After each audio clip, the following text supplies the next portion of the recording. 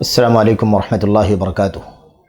الحمدللہ رب العالمین والصلاة والسلام علی اشرف الانبیاء والمرسلین نبینا محمد وعلی آلہ واصحابہ اجمعین وبعد۔ برادران اسلام، دین اور ملی بھائیوں، نوجوان دوستوں، احباب اور بزرگوں، قابل احترام ماں اور بہنوں، عزیز بچوں، اللہ کی فضل و کرم سے، اس کی توفیق سے امامت کے جو آداب اور اس کا سلسلہ آپ کے سامنے شروع کیا گیا ہے، اس سلسلے کی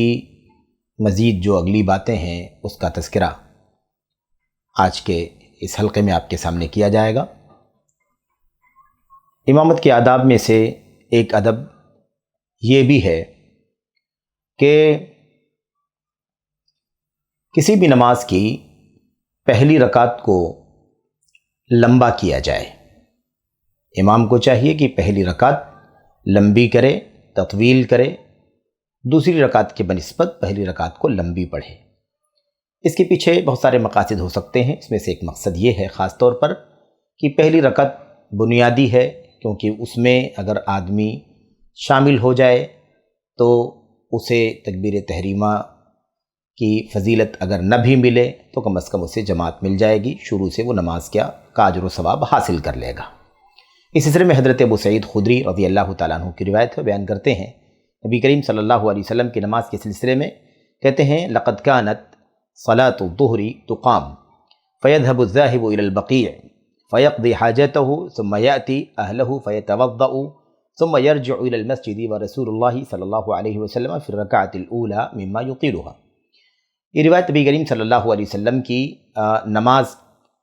کی کیفیت بیان کر رہی ہے۔ کہتے ہیں کہ نبی کریم صلی اللہ علیہ وسلم کے ساتھ نماز پڑھی جاتی تھی، آپ صلی اللہ علیہ وسلم نماز پڑھاتے تھے۔ نماز ظہر کی اقامت کہی جاتی تھی، جانے والا بقیع تک جاتا تھا اور وہاں جا کر کے قضائے حاجت کرتا تھا۔ بقیع ہم اور آپ جانتے ہیں کہ یہ مسجد نبوی سے اس وقت ظاہر ہے کہ دور تھا۔ آج مسجد نبوی جو کہ کافی الحمدللہ توسیع ہو چکی ہے،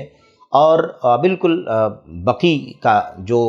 علاقہ ہے، بقیع کی جو باؤنڈری ہے، خود بقیع بھی کافی کشادہ کر دیا گیا ہے،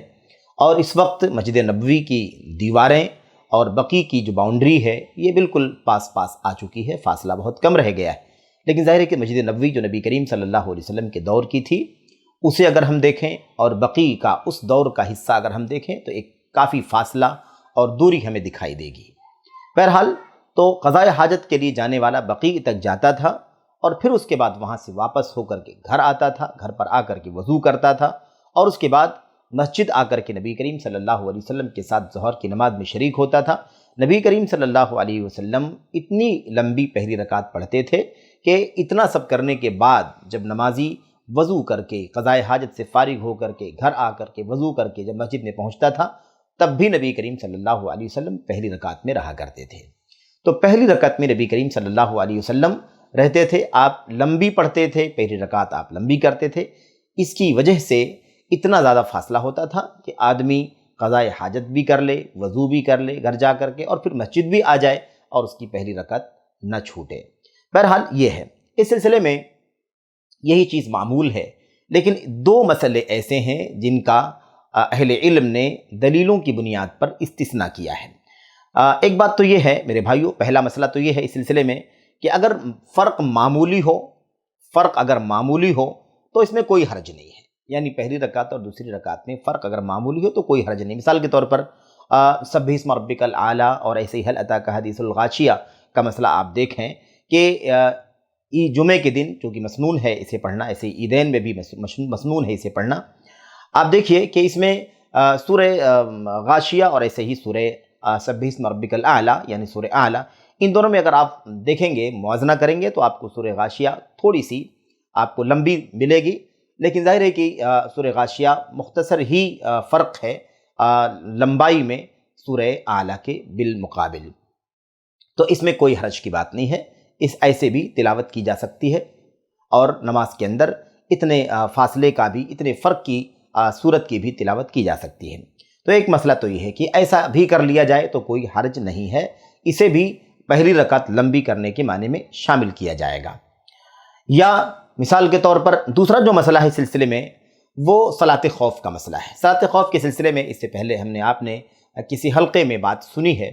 کہ صلاۃ خوف کا جو مسئلہ ہے اس کی مختلف کیفیتیں ہیں، اور ان کیفیتوں میں ہم اور آپ اس بات کو اچھی طرح سے جانتے ہیں کہ کیفیت یہ ہے کہ 2 رکعت نماز ہوتی تھی۔ اللہ کے نبی صلی اللہ علیہ وسلم بحیثیت امام 2 رکعت پڑھاتے تھے، اور 1 رکعت ایک جماعت کے ساتھ پڑھاتے تھے، اور وہ جماعت دوسری رکعت مکمل کرتی تھی۔ اسی طریقے سے دوسری رکعت میں جب آپ کھڑے ہوتے تھے تو دوسری جو جماعت دشمنوں کے مقابل میں ہوتی تھی، دشمنوں کے دیکھ ریکھ کرنے کے لیے معمور ہوا کرتی تھی، وہ جماعت آتی تھی اور وہ دوسری رکعت میں آپ کے ساتھ شامل ہوتی تھی، پہلی رکعت پڑھتی تھی، اور اس کے بعد نبی کریم صلی اللہ علیہ وسلم کے ساتھ دوسری رکعت مکمل کرنے کے بعد ساتھ میں سلام پھیرا کرتی تھی۔ اس صلاۃ خوف کا جو مسئلہ ہے اس میں جو استثناء کیا گیا ہے وہ یہ ہے کہ 1 رکعت کے بعد جب نبی کریم صلی اللہ علیہ وسلم کھڑے ہوں گے تو اس وقت اتنا انتظار ہوگا کہ پہلی جماعت جو آپ کے ساتھ شامل تھی وہ نماز مکمل کر کے چلی جائے، دوسری جماعت آ جائے اور وہ بھی آپ کے ساتھ شامل ہو جائے، اتنی دیر تک آپ کھڑے ہو کر کے انتظار کریں گے۔ تو یہ ہے، اس سلسلے میں ہمیں اس بات کو سمجھنا ہے کہ صلاۃ خوف کا بھی استثناء ہے کہ صلاۃ خوف میں دوسری جماعت کے آنے کا انتظار کرنا ہے، اور دوسری رکعت مکمل کرنے کے لیے ہمیں موقع دینا ہے کہ دوسری رکعت وہ مکمل کر لیں۔ تو اس بنیاد پر ایسا امکان ہے کہ دوسری رکعت بھی لمبی ہو جائے، تو ایسا کرنے میں کوئی حرج کی بات نہیں ہے۔ یہ 2 مسئلے ہیں جن کا استثناء اور اہل علم نے دلیلوں کی بنیاد پر کیا ہے، ورنہ عام طور پر جو معمول نبی کریم صلی اللہ علیہ وسلم کی نمازوں کا تھا وہ یہی تھا کہ آپ پہلی رکعت کو ذرا لمبی پڑھا کرتے تھے، دوسری رکعت اس سے کم ہوا کرتی تھی۔ تو یہ مختصر سا مسئلہ ہے، اور ظاہر ہے کہ یہ آداب امامت میں سے ہے۔ امام کو چاہیے کہ وہ ان چیزوں کا خیال کرے، اور اس کے پیچھے اور بہت ساری مصلحتیں ہیں، انشاءاللہ تبارک و تعالیٰ وہ مزید جو آداب آپ کے سامنے بیان کیے جائیں گے اس ضمن میں اس کی باتیں آپ کے سامنے آئیں گی۔ دعا ہے کہ اللہ تبارک و تعالیٰ ہمیں اس مسئلے کو سمجھنے کی توفیق عطا فرمائے اور اس کی روشنی میں اپنی نمازیں پڑھنے کی توفیق عطا فرمائے۔ آمین یا رب العالمین۔ السلام علیکم ورحمۃ اللہ وبرکاتہ۔